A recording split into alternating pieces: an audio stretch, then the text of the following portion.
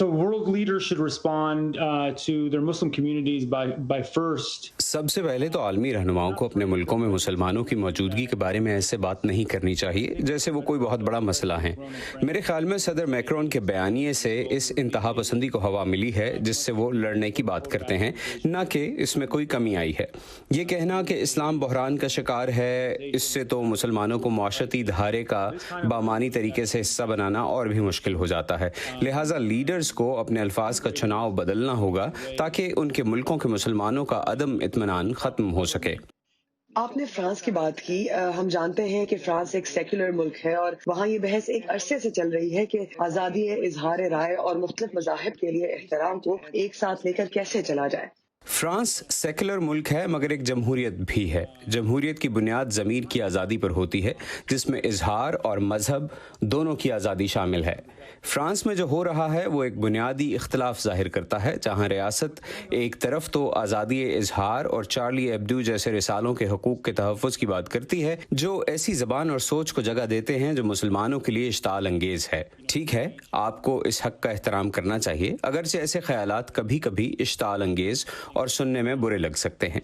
मेरे ख्याल में फ़्रांस में ऐसे बहुत से मुसलमान भी हैं जो कहते हैं कि हाँ, इस रिसाले को कुछ भी छापने का हक़ है, ख्वाह वो कितना ही बुरा क्यों ना लगता हो। लेकिन वो साथ ही ये फ़र्क भी देख रहे हैं कि उन्हें अपने मज़हब के इजहार का हक़ नहीं मिल रहा और अपने मज़हब के लोगों के साथ जमा होने का हक़ नहीं मिल रहा। उन्हें इस्लाम की पैरवी करने के लिए वो इख्तियार और आज़ादी नहीं मिल रही जो कि इस्लाम के बारे में नफ़रत का इजहार करने वालों को अपनी बात कहने के लिए मिल रही है। आपने माशरती धारे का हिस्सा बनने की बात की जो बहुत अहम है। क्या यूरोप इसमें नाकाम हो रहा है? क्या मुसलमान नाकाम हो रहे हैं? और वैसे इंटीग्रेशन का दर हकीकत मतलब है क्या?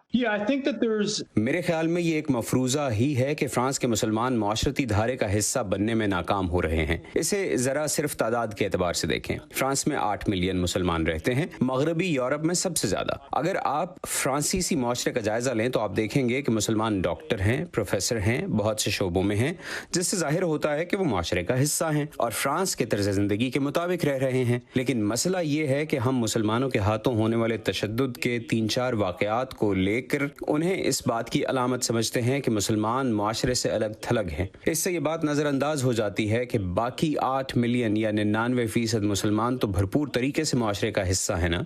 हम इंतहा पसंद सोच की बात कर रहे हैं, तो आपके ख्याल में मुसलमान कम्युनिटीज को अपने अंदर किन पहलुओं पर तवज्जो देने की जरूरत है?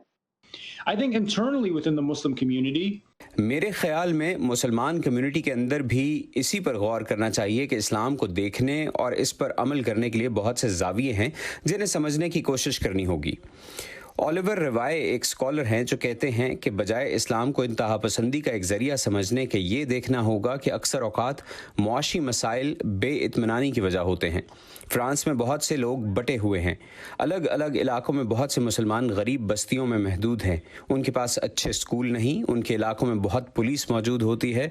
तो मुझे ये भी लगता है कि शायद मज़हब इंतहा पसंदी की तरफ राग़िब नहीं कर रहा, या ये बुनियादी वजह नहीं बल्कि मुआशी महरूमी और तालीमी कमज़ोरियों का बड़ा किरदार है। यही एहसास महरूमी फ्रांस में गैंग्स को फ़रोग़ दे रहा है जिससे फिर इंतहा पसंदी को फ़रोग़ मिलता है।